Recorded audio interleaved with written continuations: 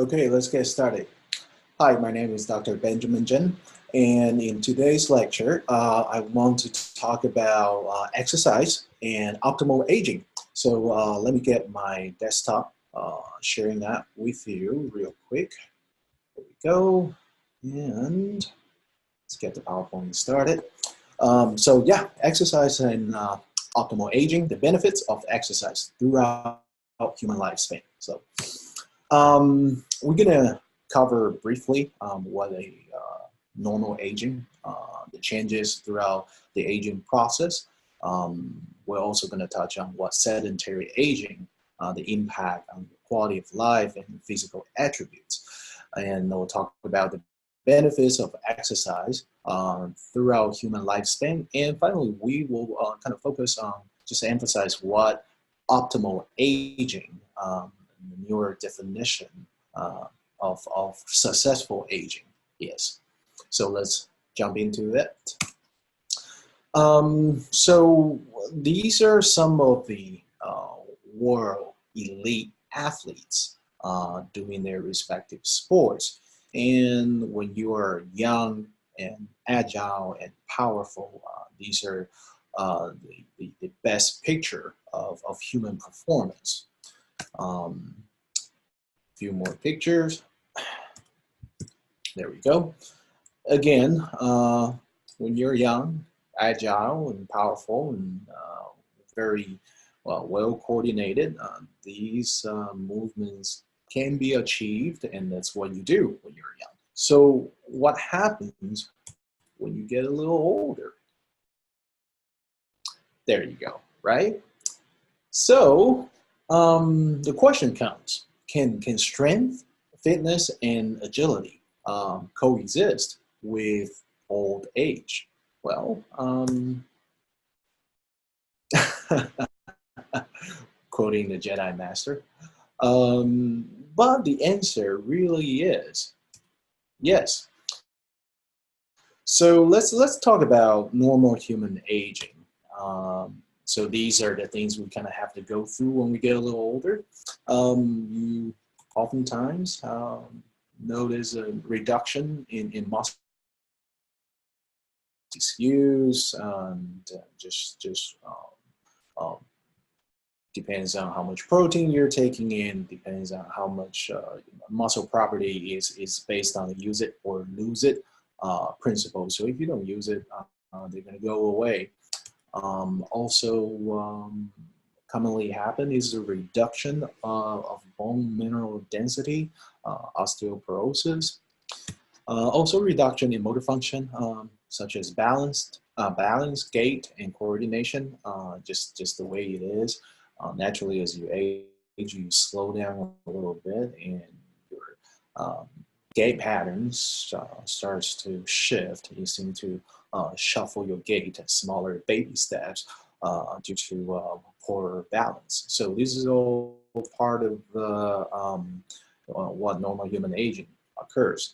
Also, there is a delay in reaction time, response time, things such as loss of hearing and sight. Also, the neural loss in the central nerve system.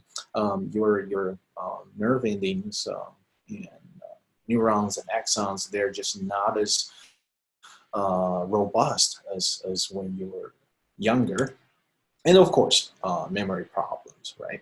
So these changes are what we oftentimes and normally experience and expect throughout the human aging process. And as you can see in the picture, when you talk about aging, oftentimes the mental picture you have is older adults in the neighborhood, in the community, and kind of activities you come down. It's not as physically strenuous. So how about not so graceful human aging? Can that happen? Well, I'm a fan of Walking Dead, so I have to sneak this one in. But on a more serious note, if I want to talk about exercise and aging, I really have to go back and talk about the original Dallas bed rest and training study. So actually, half a century ago, these doctors at the UT Southwestern Medical Center got together and they conducted a very famous study. It was a landmark study that kind of look at how sedentary lifestyle can really impact your health, specifically your cardiovascular, cardiopulmonary integrity. So they recruited 5 college-age young men and asked them to stay in bed completely for 3 weeks. So they stayed in bed and couldn't, they could use the bathroom, and it was the only time. But other than that, they stayed in bed for 3 weeks without doing any physical activity or chores or anything. So this is what happened.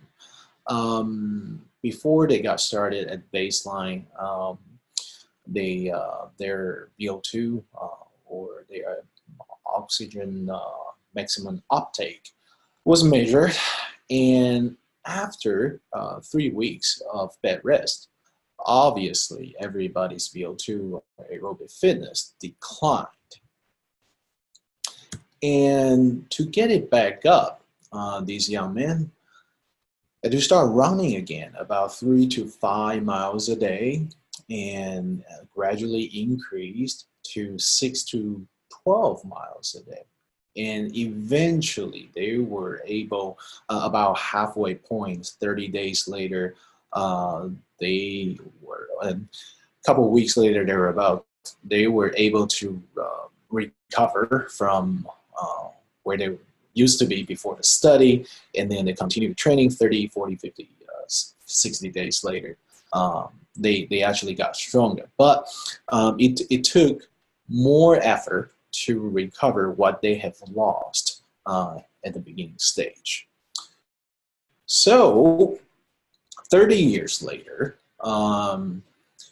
some researchers in Dallas decided to invite the same 5 young people back again and repeated the study, put them through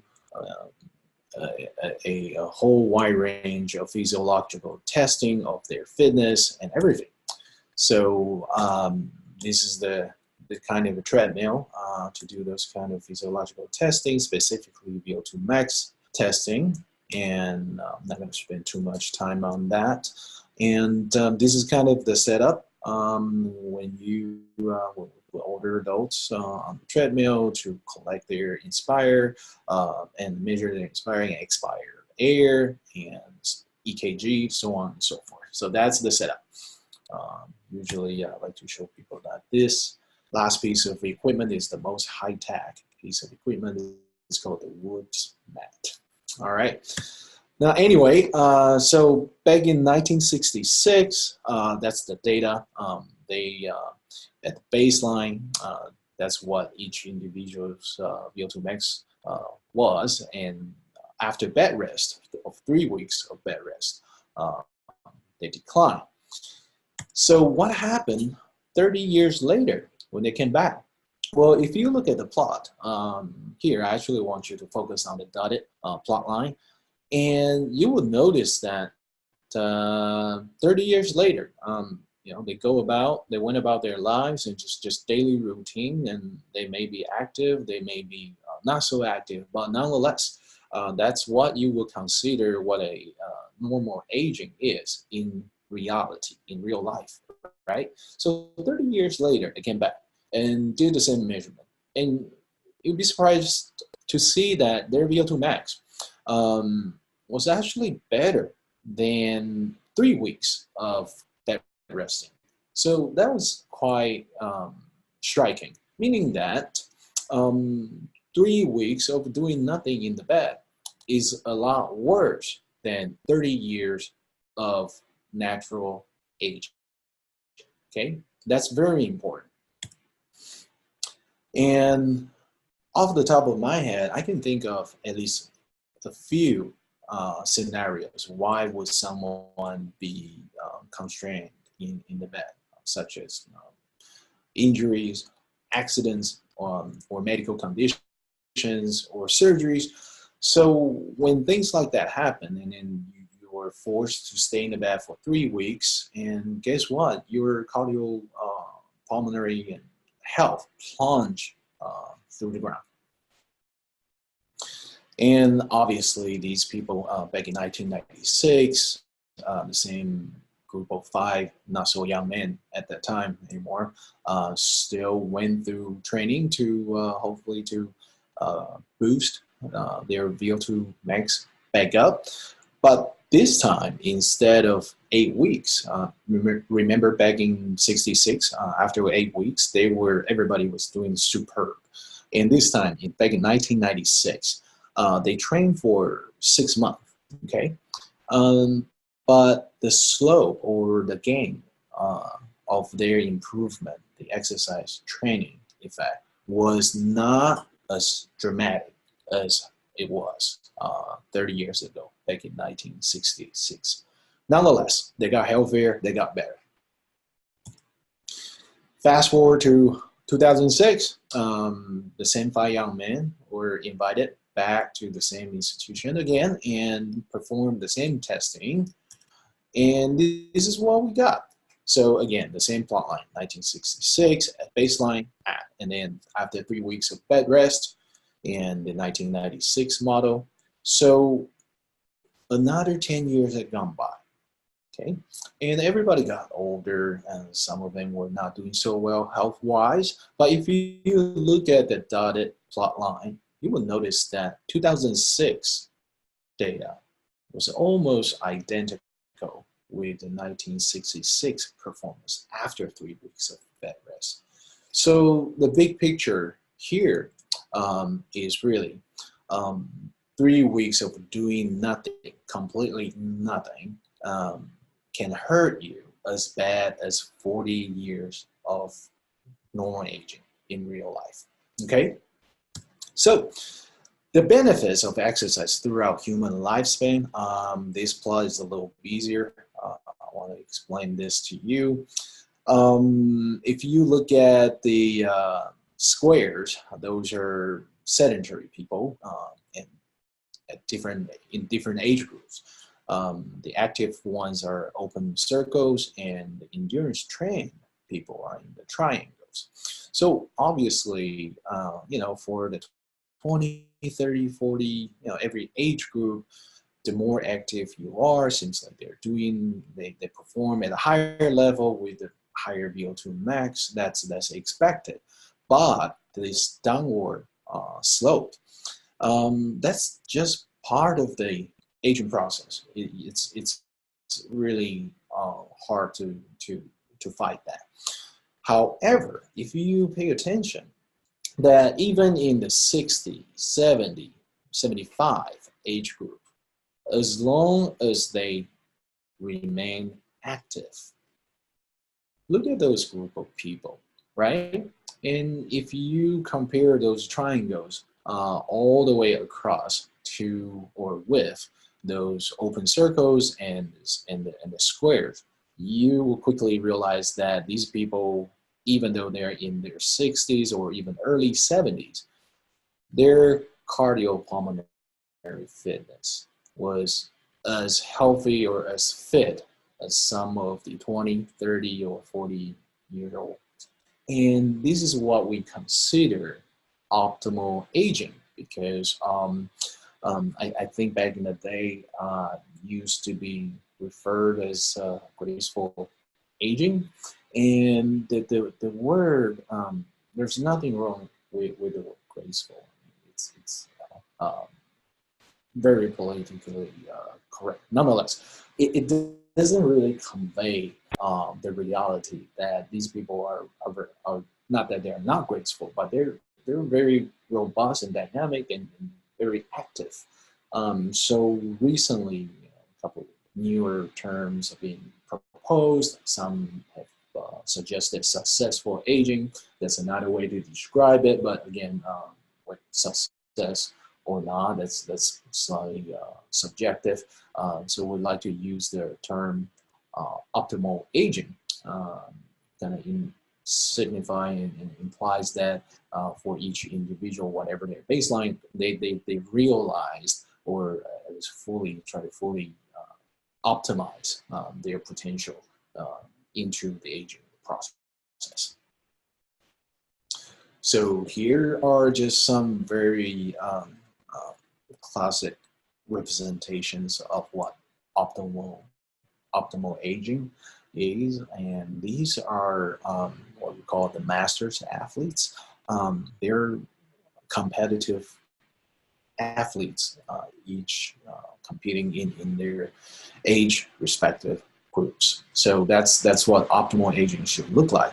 Nonetheless, I think this is the picture that everybody should just take on, mentally with them, because this can be achieved by just about anybody, everybody. So the take-home message here, I want you guys to realize that sedentary lifestyle, it could be as bad as 40 years of natural aging. And number two, exercise can really alleviate and kind of offset that aging effect on cardiovascular health. And lastly, optimal aging is achievable for everyone.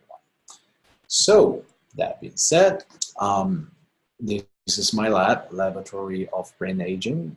We're on Facebook. If you'd like to follow us and like us, I'll appreciate that. So thank you very much. Thank you very much for your time, and I'll see you in the next lecture.